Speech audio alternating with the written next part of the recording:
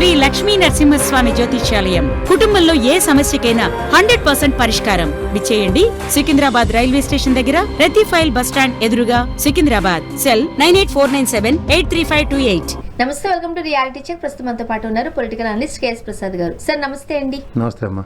Sir, బాధాకరమైన విషయం, నాదెండ్ల భాస్కర్ రావు గారు మృతి చెందారు. అయితే ఈ రోజుల్లో ఇలాంటి బాధాకరమైన విషయాలు కూడా రాజకీయాలు జోడించి మాట్లాడుకోవడం ఇంకా బాధాకరం, అత్యంత బాధాకరం. అంత మాజీ సీఎం ఆయన, పొలిటికల్గా ఆయన గ్రాఫ్ ఏంటో తెలుసు. అయినప్పటికీ కూడా రాష్ట్రం అధికారంలో ఉన్న కూటమి ప్రభుత్వం నుంచి ఒక్క కండోలెన్సెస్ ఒక ట్వీట్ కానీ, ఒక మెసేజ్ పెట్టడం కానీ ఏది రాలేదు సార్. రామారావు గారు ఎప్పుడూ చెప్పారమ్మా, చంద్రబాబు నాయుడు గారు నాకన్నా పెద్ద నటుడని. అది నిజంగా వాళ్ళ సార్థకత కనబడుతుంది నాకు. ఎందుకు ఆయన అలా అన్నాడు అనుకుని ఎవరైనా అనుకుంటే, నువ్వు జాగ్రత్తగా గమనించు. ఇప్పుడు నాదెండ్ల భాస్కర్ రావు గారు నచ్చపోతే నాదెండ్ల మనోహర్ గారు కూడా నచ్చపోవాలి కదా ఆయనకి. కానీ మళ్ళీ ఇష్టమే, క్యాబినెట్లో మినిస్టర్ ఇచ్చాడు, మళ్ళీ ఆయన సన్నిధానంలో శాత తీరనిస్తున్నాడు. ఒక క్యాబినెట్ సహచరుడు తండ్రి చనిపోతే కండోలెన్స్ చెప్పడం సర్వసాధారణం. పోనీ అచ్చిచ్చా మాకు అసలు తెలుగుదేశానికి వెన్నుపోటు పొడిచిన నాదెండ్ల భాస్కర్ రావు అనుకున్నప్పుడు మరి నాదెండ్ల మనోహర్ గారు ఇష్టం అయ్యాడు. దీన్నే పెరడతామని పెంకట్టుకున్నారు కూడా ఉంటారు. ఈ పెరడతామని పెంకట్టుకునే రాజకీయాలు మాకు తెలుసు. అంచేత కొత్తగా ఏదో లేనట్టు 90 సంవత్సరాల మనిషి చనిపోయినప్పుడు కాంగ్రెస్ పరంగా ఆయన మీకు పనిచేస్తున్నప్పుడు మీతో పాటు కూడా పనిచేసాడు కదా కాంగ్రెస్లో. మీరు వద్దనుకుని బయటకు వచ్చారు. ఆయన కాంగ్రెస్లో ఉండి కాంగ్రెస్ చెప్పిన సహచరులే. రెండోది ఏంటంటే కాంగ్రెస్లో ఉండి కాంగ్రెస్ ఇచ్చిన టాస్క్ తెలుగుదేశాన్ని పుట్టుముంచని చెప్పినప్పుడు ఆయన రాజకీయ జీవితం పణంగా పెట్టి రాజకీయంగా ఆయన సర్వనాశనం అయిపోయిన వ్యక్తి అంటే నాదెండ్ల భాస్కర్ రావు. తర్వాత ఎక్కడైనా గెలుపుందా, ఎక్కడైనా నిలబడ్డా, ఆయన కోసం ఎవడైనా బాధపడినాడు అన్నాడు. తర్వాత కొడుకు అనుకుంటాను ఆయన ఎదిగాడు, ఆయన అంతటా ఆయన ఎంపీ ఎమ్మెల్యే అయ్యాడు, స్పీకర్ అయ్యాడు, ఇప్పుడు ఉన్న పరిస్థితుల్లో మినిస్టర్ అయ్యాడు జనసేన పార్టీలో. అన్నీ అవమానాలు కదా వాళ్ళకి.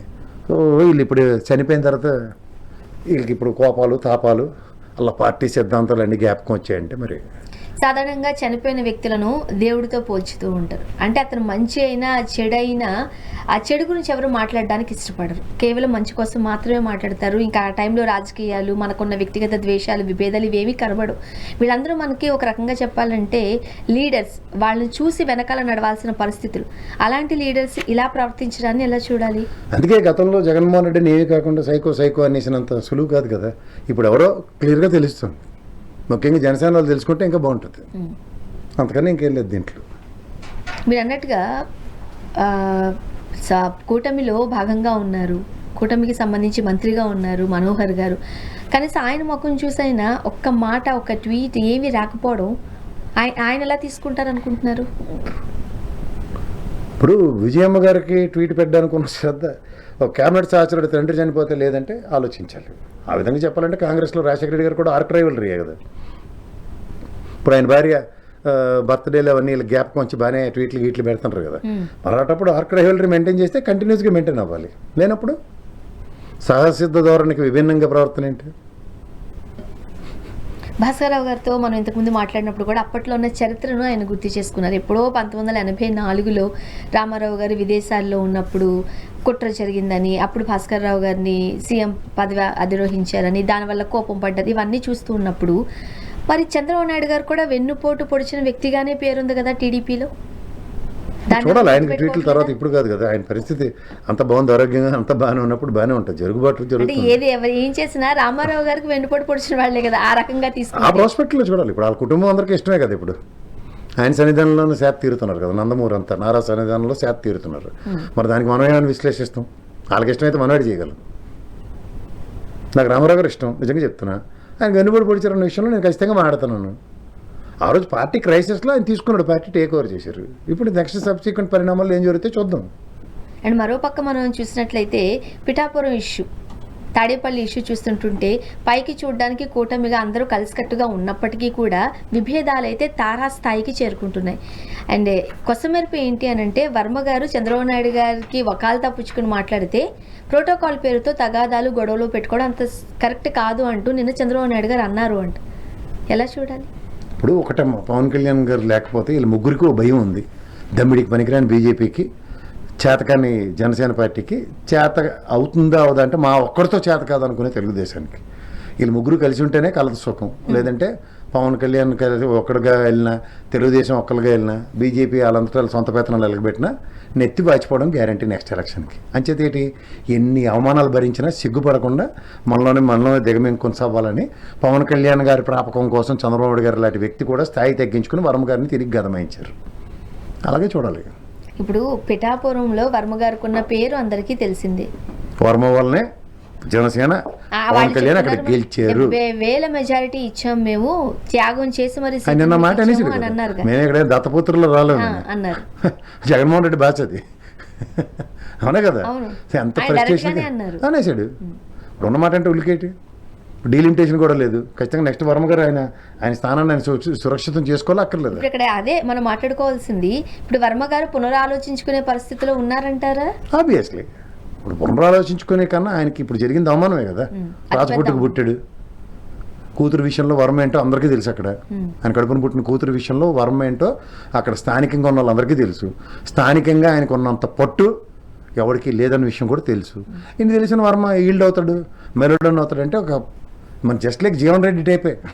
తెలంగాణ జీవన్ రెడ్డికి అక్కడ పిఠాపురంలో వర్మ గారికి పెద్ద తేడా లేదు ఇద్దరికి. అంటే ఈ త్యాగాన్ని కూడా ఎందుకు వీళ్ళు గుర్తు చేసుకోలేకపోతున్నారు? కేవలం పవన్ కళ్యాణ్ గారిని మాత్రమే బుజ్జగించే పరిస్థితిలో ఉంటే కార్యకర్తలు ఆ పరిస్థితి మనం చూడట్లేదు. ఎవడు కావాలమ్మా కార్యకర్తలు, వాళ్ళకి కావాల్సింది కార్యకర్తలు లేనిదే ఎవరు సార్ విజయం? ఇవన్నీ నువ్వు నేను బయట కూర్చుని అరికథలు చెప్పుకోవడానికి చాలా బాగుంటాయి. వాళ్ళకి పదవి వచ్చిన తర్వాత ఏరు దాటిన తర్వాత బోడిమాలు ఉన్నాయి. వరం పరిస్థితి అదే కదా. ఇప్పుడు ఆయనకి బోడిమాల ఉన్న సిద్ధాంతంలో ఫస్ట్ బలిపరుసు బకరావాడు అంటే వర్మే అక్కడ పిఠాపురంలో. మళ్ళీ వచ్చి తగుదనమ్మా అని పెద్దానికి ఆయన కలిపడుతుండు. ఒరిజినల్గా వర్మ అంటే రాచ నేపథ్యంతో దాని పోరాటం ఆ పిఠాపురంలో ఆయన మించినోడు లేడు. అది ఆయనకి బాగా తెలుసు. ఇండిపెండెంట్గా కూడా గెలిచిన నేపథ్యం అయింది. అంటే దేని తగ్గుతాడు ఆయన తగ్గడు. తగ్గినంతసేపు తగ్గాడు తెలుగుదేశం పరంగా, ముఖ్యంగా చంద్రబాబు గారి మీద ఉన్న గౌరవంతో. చూద్దాం రేపు పరిణామాలు ఎలా సంతరించుకుంటాయి. అంటే ఇప్పుడు అక్కడ ఒక మీటింగ్ జరుగుతున్నప్పుడు చంద్రబాబు నాయుడు గారు ఫోటో పెట్టకపోవడం కూడా తప్పే కదా ప్రభుత్వ కార్యక్రమాలు. మరి జన సైనికులు బీబీకి రాజీతో కాజీకో క్యాయ్ అని మనకు తెలంగాణలో ఒక ప్రోవర్బ్ ఉంటుంది. అలాగా చంద్రబాబు నాయుడు ఫోటో పెట్టలేదు, ఆయనకే ఇష్టం, పర్లేదు ఈ ప్రోటోకాల్ ఏంటి నాకేం పర్లేదు ఆయన ఓకే అన్నప్పుడు పాపం వర్మగారే కదా అక్కడ ఇబ్బంది పడింది. నీ ఫోటో లేనప్పుడు నీకు బాధ లేనప్పుడు నాకేంది బాధ, నా ఫోటో గురించి అడుగుతున్నా అన్న సమాధానం తిరిగి చెప్పగలడు వర్మ. కానీ ఎందుకు చెప్పలేదు ఆయన? మరి అదే గౌరవం.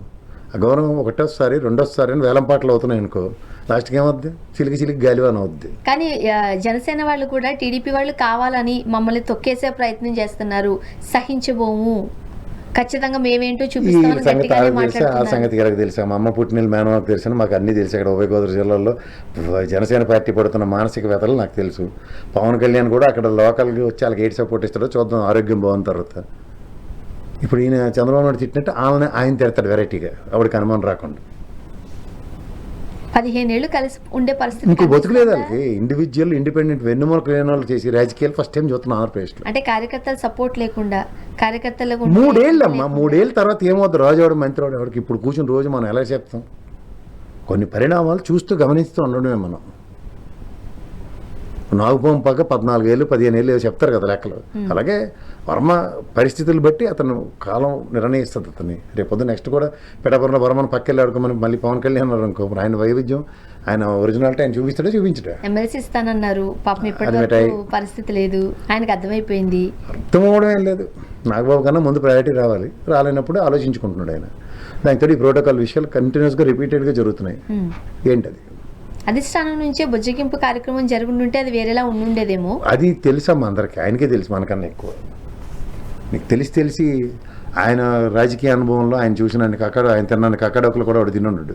అయితే వర్మ గారి సంగతి ఆయనకి బాగా తెలుసు. మనం అలాంటి నీలేటోడు ఓదార్పు యాత్రలు అక్కర్లేదు ఆయనకి. ఆయన కాలం ఆయన పరిస్థితులు ఆయనకి బాగా తెలుసు. ఆ నియోజకవర్గం మీద పట్టున్న నాయకుడు ఆయన డెసిషన్ తీసుకున్నాడంటే తర్వాత చాలామందికి ఇబ్బందులు ఉంటాయి. ఆ తర్వాత మరి పవన్ కళ్యాణ్ గారి పరిస్థితి ఏంటి పిఠాపురంలో? అలా నవ్వడం. అల్లప్పుడు గాజువాకలో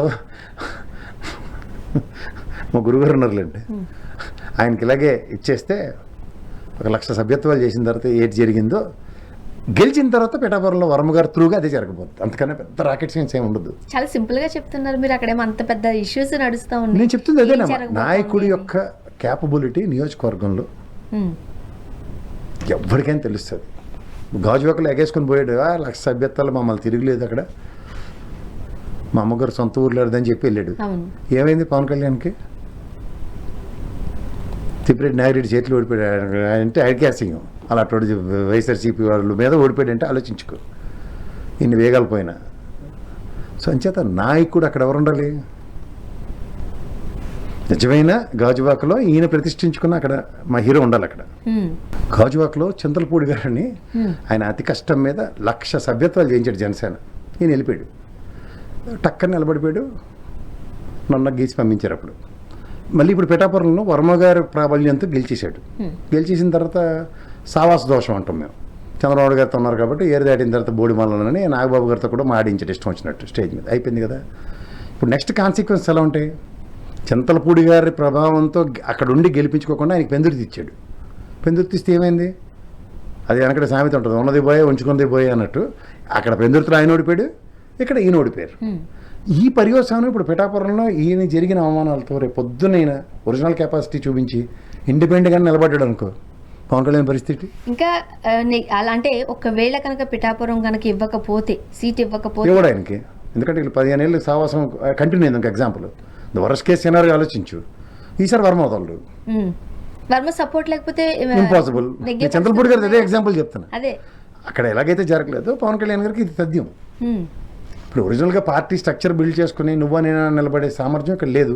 ఒరిజినల్ క్యాడర్ వర్మ గారితో ఎలా సైల్ అవుతుందో తెలుగుదేశం పరంగా, ఆయన ఇండిపెండెంట్ క్యాడర్ దాంతో కంపారిజన్లో పవన్ కళ్యాణ్ గారిది శూన్యమే అక్కడ. అంచేది ఈ డ్యామేజ్ ఎప్పటికైనా చాలా డ్యామేజ్, ఇబ్బందికరమే. అది తెలుసుకోలేకపోతున్నారా వీళ్ళు? ఏమైనా తెలిసేస్తే ఫస్ట్ ఏమైనా తెలిసేస్తే తెలుసుకోవడం గురించి ఆలోచిస్తారు. ఏది తెలియని పవన్ కళ్యాణ్ ఏది తెలుస్తుంది? ఇక మరో పక్క నిన్న జగన్మోహన్ రెడ్డి గారు పులివెందులలో పర్యటించినప్పుడు ఆ బ్రహ్మరథం ఏంటి సార్? అదేనమ్మా, ఆయన్ని జనాల్లోకి తీసుకెళ్ళిపోయి అసలు విషయాల కన్నా కొసర విషయాలు ఎక్కువైపోతున్నాయి.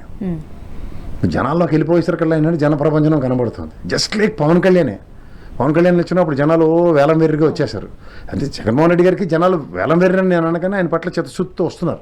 కానీ అది ఎలక్షన్ మాడ్యూల్కి ఓటు బ్యాంక్ కింద కన్వర్షన్స్కి ఎట్లా అన్న స్ట్రాటజీస్ కావాలి. నిజం చెప్పాలంటే అది కరెక్టే. ఎవరైనా ఒక సెలబ్రిటీ కనిపిస్తున్నప్పుడు చూడడం కోసమైనా వస్తారు, బట్ వాళ్ళందరూ ఓట్లేస్తారా? సెలబ్రిటీ అన్నది స్టేటస్ ఏంటంటే జగన్మోహన్ రెడ్డి గారు ప్రజలు ప్రతిష్ఠించుకున్న హీరో. కానీ ఇక్కడ మెకానిజం ఏంటంటే ఎలక్షన్ టర్న్అవుట్ అన్నది చాలా పెద్ద స్ట్రాటజీ. ఎలక్షన్ ఇంజనీరింగ్ అంటారు. ముందు రోజు ఎలక్షన్లో ఓటు బ్యాంక్ కింద కన్వర్ట్ అవ్వడం అనేది చాలా ఇంపార్టెంట్. ఇప్పుడు నది ఇప్పుడు తుఫాన్ వచ్చినప్పుడు నీళ్ళు పట్టుకోవడం అవుతుంది. అప్పుడు ఏం చేయాలి?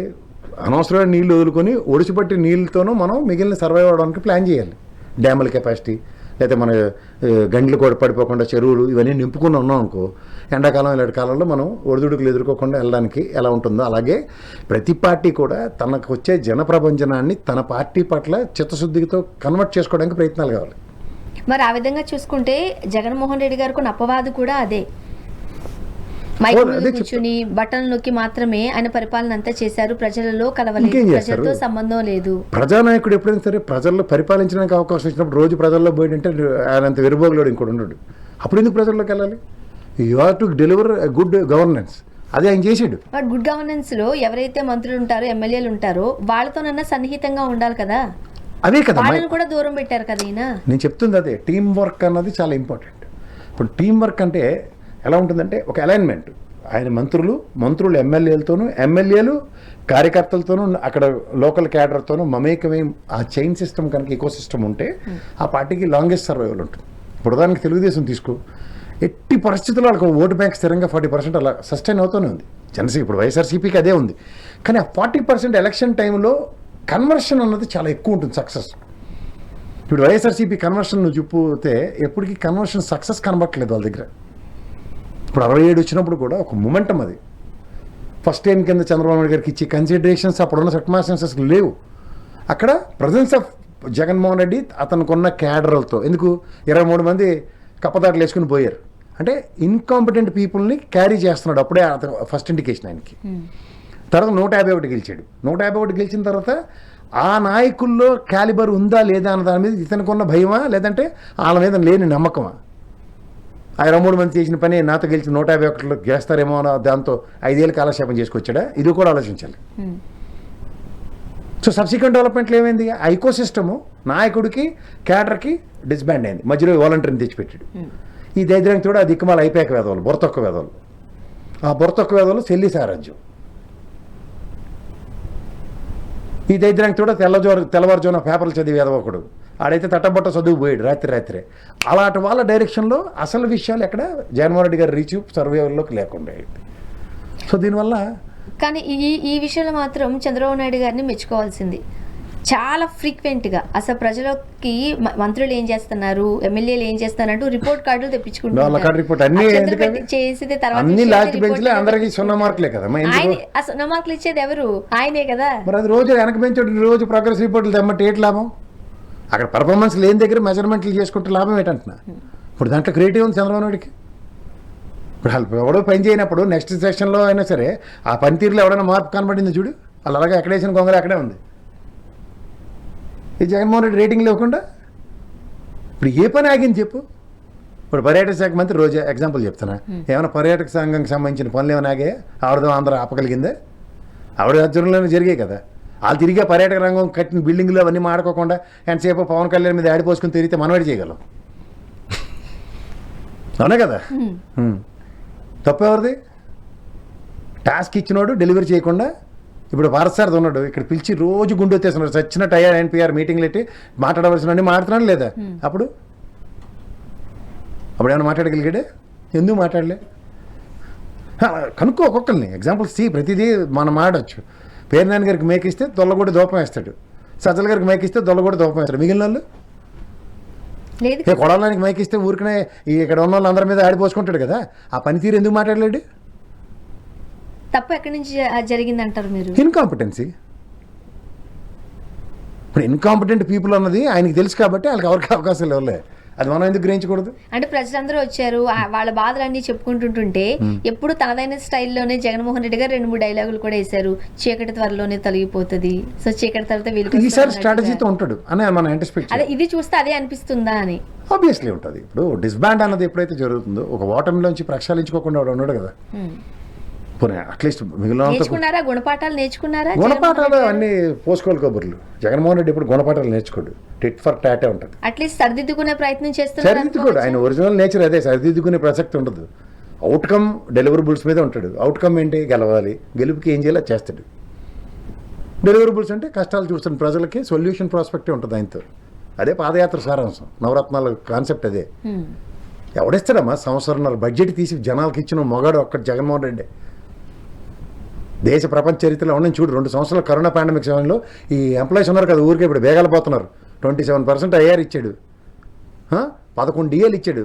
చంద్రబాబు బకాయిలు పెట్టిన డిఏలు కూడా అతను క్లియర్ చేసాడు. ఒకే డిఏ బకాయి ఉంది, ఇప్పటికి ఇవ్వలేకపోతున్నారు వీళ్ళు. సో దానికోసం ఉద్యోగులు గళమెత్తుతుంటే ఎక్కడ మాట్లాడుతుంటే డిస్మిస్ అవుతున్నారు కదా. కాకర్ల వెంకటరామరెడ్డి గారిని డిస్మిస్ చేశారు. యాక్చువల్గా భయం పెట్టారు. మిగిలిన మూసి కూర్చున్నారు కదా. పెన్ డౌన్ ఎందుకు చేయరు? ఒక తోటి సహచరుడికి ఉద్యోగం తీసేస్తే పెన్ డౌన్ ఏంది? ఎస్మా ప్రయోగించండి అందరిది చూద్దాం. ఇది తప్పెల పేపర్ హిమాచల్ ప్రదేశ్ తరహాలో 20% 30% కోత. దేంతో కాంపిటెన్స్లో ఉన్నావు నువ్వు? ఆ పరిస్థితి అంటే హిమాచల్ ప్రదేశ్ పరిస్థితి ఆంధ్రప్రదేశ్కి వచ్చే అవకాశాలు ఉన్నాయంటే ఎందుకు లేవు? మళ్ళీ చేతకంతాను 3,57,000 కోట్లు అప్పు చేసి కూర్చున్నారు 2 సంవత్సరాల టెన్యూర్లో. 5 సంవత్సరాల్లో 3,70,000 కోట్లు అప్పు చేసిన జగన్మోహన్ రెడ్డి. ఆ స్టాటిస్టిక్స్ ఎవరో ఎందుకు మాట్లాడరు? మరి ఆ రోజుల్లో సోమాలియా అయిపోయింది, శ్రీలంక అయిపోయింది, నా దేశం అయిపోయిందని రాసిన ఈ పచ్చలోడు కెరసనలోడు ఎక్కడ తెచ్చారు? ఇప్పుడు ఎక్కడ తెచ్చారా మీరు? అంటే జగన్మోహన్ రెడ్డి గారు ఏదైతే 3 లక్షల కోట్లు పైసలు కనుక్కుంటున్నారు, 370 దాన్ని 2 నెలల్లోనే చేశారు. 2 సంవత్సరాలు 23 నెలల్లో చేశాడు. మరి ఏంటి పరిస్థితి? ఇదే పరిస్థితి. ఏడు చేయగలను? నేనైతే ఏం చేయలేను. నువ్వేం చేయగలిగి చేయడు, ఎవ్వరు ఏం చేయలేం. అదే వాళ్ళదేమా జవాబుదారీతనం లేని ప్రభుత్వం, ఎవరేం చేయలేం. ఈ దిక్కుమాల పేపర్ వాళ్ళకి దమ్ము ధైర్యం లేదు రాయడానికి. ఇలా ససవుతాను, మనం ఏం చేస్తాం దానికి? ఒక ప్రభుత్వాన్ని అధికారంలో కూర్చోబెట్టాలన్నా, గద్దె దించాలి అన్నా ఉద్యోగుల చేతిలో ఉంటుందన్న విషయం మనకు తెలుసు. డైరెక్ట్ గాను ఇండైరెక్ట్ తర్వాత గడ్డి కూడా తినాలన్నా ఈ ప్రభుత్వం చేతిలో, వాళ్ళ చేతిలోనే ఉంటుంది. గడ్డి తినమని ఇప్పుడు ఏం చేస్తాం? ఇప్పుడు ప్రభుత్వ ఉద్యోగులు రోడ్డుపైకి వస్తున్నారు, దాట్లేదు, సమ్మె చేయడానికి సిద్ధమవుతున్నారు. గొంతు విప్పుతున్న వాళ్ళేమో డిస్మిస్సిల్ చేస్తున్నారు. ఏంటి పరిస్థితి? వాళ్ళ ఆగ్రహాన్ని వీళ్ళు చవి చూడాల్సిందే కదా. 3 ఏళ్ళ తర్వాత అన్ని చేస్తే మాత్రం వేసారా? వాళ్ళు తలుచుకుంటే మార్చేస్తారు. అంచేత ఎవరు వాళ్ళని తలుచుకోమని చెప్పి 3 ఏళ్ళు 5 ఏళ్ళు పరిపాలించుకుని పోతున్నారు వాళ్ళు. మీ థియేటర్ మాకు వెళ్ళి పక్కకి వెళ్ళి ఆడుకోండి అని చెప్తున్నారు. ఇప్పటికే ఆంధ్రప్రదేశ్లో రెడ్ బుక్ రాజ్యాంగం నడుస్తోంది అని ఇది అంటారు. కృష్ణారాడు చంద్రబాబు గారిని కూర్చోబెట్టుకున్న మాట్లాడిన ఇంటర్వ్యూలో ఎవడో ఎంప్లాయీస్ అసోసియేషన్లో ఎవడో వినలేదు ఇంటర్వ్యూలు. విని ఎవడైనా రియాక్టివ్ మోడ్ ఉందా? మరి తగుదనామాన్ని గెలిపించారు కదా తెలుగుదేశాన్ని. ఖచ్చితంగా అదే జరగబోతున్నా కామన్ సెన్స్ కూడా ఉండదు వాళ్ళకి. పోనీ లేదనుకో తెలుసుకోవచ్చు, వినాలి కదా ఒకసారి. ఈ డేటా మాట్లాడి కృష్ణారాడు మన గురించి అని అటాక్ ఉందా? ముందు ఎవడ మీద నిరసన చెప్పాలి. నీకు శల్యసారథ్యం చేస్తున్న ముఖ్యమంత్రికి ఈడే ఈ కృష్ణారాడు అని ఐడెంటిఫై అయిన తర్వాత ఈయన వదిలేసి ఆ ఎంప్లాయీస్ పెన్ డౌన్ చేస్తారా, వీళ్ళు బయటకు వస్తారా అంటే భయపెడుతున్నారు కదా సార్. ఎవరా భయపడేది? భయపెడితే ఎవరు భయపడతారు? నడుస్తోంది అది ఉద్యోగస్తుల వరకు కూడా వచ్చింది అంటున్నారు కదా. సామూహిక రాజీనామాలు సామూహిక సెలవు మీద వెళ్ళారు ఇంకేటి చేస్తారు? Pen down. నేను తెలంగాణ ఉద్యమం చూడలేదు ఇక్కడ మనం. లేదా మా దేవిప్రసాద్ అన్న పిలిచి అడగని చెప్తాడు ఎలా చేయాలో. అండ్ మరొకటి సీఎం ఆదాయం అంతా కూడా అమరావతికే ఖర్చు చేస్తున్నారు అంటూ గ్రేటర్ నేతలు ఆరోపిస్తున్నారు.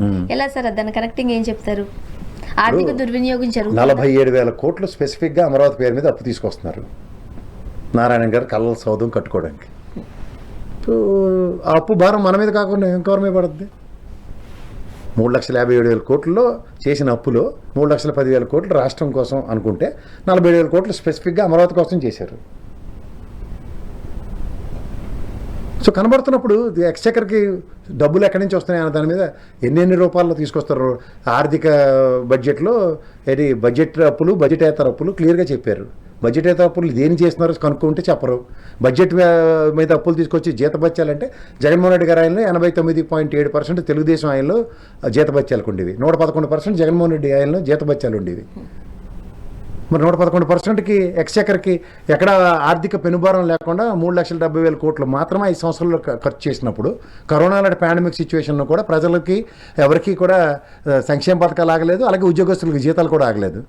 మరి వీళ్ళు ఏ ప్రాతిపదిక మీద హిమాచల్ ప్రదేశ్తో కంపేర్ చేసి మాట్లాడుతున్నారు? 20% 30% కోత విధించింది హిమాచల్ ప్రదేశ్. అదే ప్రాతిపదికలు చేస్తే ఎరిమాలో కల్లా కూర్చుని ఉంటారా? నాకు నీకంటే తెలియకపోవచ్చు. సెక్రటరియట్లో పనిచేస్తున్న ఎంప్లాయీలకి, ఆర్థిక విభాగంలో పనిచేస్తున్న వాళ్ళకి డబ్బులు ఎక్కడి నుంచి వస్తున్నాయో, ఎలా పోతున్నాయో ఆ పాటి అవగాహన లేకుండా దేనికి కూర్చుంటున్నారు వాళ్ళు? ప్రిన్సిపల్ సెక్రటరీ రెవెన్యూను, ప్రిన్సిపల్ సెక్రటరీ ఫైనాన్స్ ఏం చేస్తున్నారు? They need to give explanation to the people around కదా. This is what is happening అని ఇక్కడ కూర్చొని నేనే చెప్తున్నాను. 3,57,000 కోట్లు ఇది బడ్జెట్ అప్పులు, బడ్జెటేతర అప్పులు కలిపి ఏ విధంగా పూర్ణకుంభం అయిందో చెప్తున్నాను. నేను మీరు పెట్టిన బడ్జెట్ ప్రకారం నేను మాడుతున్నా. రెవెన్యూ డిపార్ట్మెంట్కి, ఫైనాన్స్ డిపార్ట్మెంట్కి సంబంధం ఉండదా? సంబంధం ఉన్నా మాట్లాడే పరిస్థితి కనిపించింది. ఎందుకు మాట దేనికి భయం పరిచేస్తున్నారు? దేనికి భయం వాళ్ళకి? అరే మాకు జీతాల్లో 20-30% కోత కోస్తుంటే ఇంత డబ్బులు వచ్చాయి, ఎక్స్చెకర్కి ఈ విధంగా ఆదాయం వస్తుంది, జీఎస్టీ వసూల్లో ఇంత దయనీయమైన పరిస్థితి వస్తుంది. రాజకీయ కారణాలతోనే చంద్రబాబు నాయుడు గారు ఇట్లా చేస్తున్నారు అనే ఒక ఆరోపణ కూడా ఉందండి. ఏమోనమ్మా, ఆయన కొడుకు మంచోడా నేను మంచోడా అని అడిగినప్పుడు కొడుకు ఎలాగో మంచోడు కాదు కాబట్టి నేను పూర్తిగా వదనం అయిపోయి నా కొడుకే ఈకన్నా కొడుకే బెటర్ రా అనిపించుకునే కార్యక్రమానికి తెరలేపడమని నాకు డౌట్గా ఉంది. నాకు జాగ్రత్తగా గమనిస్తే ఒకవేళ అమరావతి వాళ్ళు అనుకున్నట్టుగా కనుక నిర్మాణాలు అవన్నీ చేస్తే రాయలసీమకి ఏమైనా లాభం చేకూరుతుందంటారా? ఎవరికి లాభం? ఆ దొనకొండలో 50,000 ఎకరాలు ఉంది. ఆడ ఫ్రీ ల్యాండ్, గవర్నమెంట్ ల్యాండ్. ఆడ కట్టుంటే అటు రాయలసీమ కూడా అందరూ సంతోషించుందరు. పాపం అమాయకంగా ఇచ్చిన 34,000 ఎకరాలు రైతులు ఇస్తే దాంట్లో కట్టకుండా వాళ్ళకి ఫ్లాట్లు ఇవ్వకుండా వీళ్ళ కలల సోదరులు కట్టుకుని ప్రజలే లేరు అక్కడ. ప్రజలు ఎక్కడ తీసుకొచ్చి కూర్చోబెడతారు. నెక్స్ట్ విడత కూడా స్టార్ట్ చేశారు కదా సార్ 16కి. రైతులు అపోజ్ చేశారు అనుకోండి, బట్ చేస్తారు. ఎందుకు చేయరు? ఊరుకుంటారు. నారాయణ అంటే భయం పడట్లేదు అన్న విషయాలకు అర్థమైంది. నారాయణకి భయం పడవలసిన అవసరం ఉందా అని ఎవడన్నా గట్టిగా కూర్చున్నారు అనుకో, ఏంది నీకు భయం పడింది ఇలా పెట్టి అడిగితే ఏం చెప్తారు సమాధానం? చెప్పని చూద్దాం. దాక్కుంటాడా? ఓ పక్క ఇచ్చిన 34,000 ఎకరాలు ఇచ్చిన 29 గ్రామ రైతులకి న్యాయం జరగకుండా ఇంకో కొత్త ప్రపోజల్ తీసుకొచ్చి వాళ్ళని కూడా ముట్టేట ఉంచడానిక? అంటే ఆంధ్రప్రదేశ్లో పరిస్థితులు రైతులకు సరైన న్యాయం జరగలేదు. ఉద్యోగస్తులను ప్రశ్నిస్తుంటేనేమో డిస్మిస్ చేస్తున్నారు. వాళ్ళ ఆగ్రహావేశాలతో ఉన్నారు ప్రస్తుతానికి బయటికి కనిపించకపోయినా. మరోపక్క మెడికల్ కాలేజీలకు సంబంధించి పీపీపీ విధానాన్ని 1 monthలోకే దాన్ని అయ్యేలాగా చూడాలి. ఖచ్చితంగా దాని గురించి జరిగేది కాదు. కానీ లాస్ట్ టైం వీటిని పిలిస్తే ఎవడొచ్చాడు? గ్రీన్ సిగ్నల్ ఇచ్చేసారు కదా సార్ 1 monthలో చేయాలని. లాస్ట్ టైం వాళ్ళ నుంచి వచ్చాడు. కిమ్స్ హాస్పిటల్లో ఎత్తిపోయిన డాక్టర్ కూడా బిడ్ వేస్తే మొత్తం పోస పేగులు మెల్ల వేసుకున్నారు ఒక్కొక్కరు. రమ్మని ఒకసారి ఎవడొచ్చి బిడ్లు వేస్తాడు. అంత తీసుమార్కాలను ఎవరు ఉన్నారు చూద్దాం. ఆరోగ్యశ్రీ బంద్ అయింది. 3,000 కోట్లు బకాయిలు ఉన్నాయి చెల్లించే. ఎందుకు ప్రతి మంగళవారం 5,000 కోట్లు అప్పు చేస్తున్నారు? ఒక 5,000 కోట్లు మంగళవారం ఉన్నది కాదు అనుకున్న మంగళవారం కబుర్లు చెప్పడం మానేసి 5,000 కోట్లు ఇస్తే 10 మెడికల్ కాలేజీ రెడీ అయిపోతాయి కదా. పనికొచ్చిన పనులు చేయరు.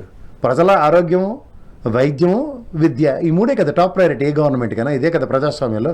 ఆ మూడే గాలికి వదిలేస్తే ఏడు చెప్పాలి? ఒక పక్క ఫీజు బకాయిలు, ఓ పక్క ఏమో ఆరోగ్యశ్రీ బిల్లులు బకాయిలు. ఇవి తీమని 30,000 మంది ఆడపిల్లలు గాయపేరని పవన్ కళ్యాణ్ చెప్పిన పకోడీ కబుర్లు కాకుండా 108 ఇవాళ 108 సర్వీసెస్ లేవు, ఆరోగ్యశ్రీ బంద్ అయింది. ఎంతమంది అగ్రిగేట్ని ఒక్కొక్క హాస్పిటల్లో చచ్చిపోతున్నారు స్టాటిస్టిక్స్ తీయండి ఒక్కొక్క నియోజకవర్గంలో. ఇవి ప్రభుత్వ హత్యలే కదా. ఇదంతా కాకుండా అప్పుల నెట్లోకి ఆసుపత్రులను కూడా తీసుకెళ్లే పరిస్థితులు చూస్తున్నాం. అది పే చేయాల్సిన పరిస్థితి వస్తే అది ఆసుపత్రులే కట్టాలి అంటూ ఒక హుకుం జారీ చేసినట్లుగా ఎక్కడికి వెళ్ళిపోతుంది? వైద్యం ఖచ్చితంగా పేదవాళ్ళకి అవసరం. మీరు అన్నట్టు ఒక అగ్రిగేట్ గా ఆ నంబర్ కనుక తీసినట్లయితే భయంకరమైన నిజాలు బయటకు వచ్చే అవకాశం కనిపిస్తోంది.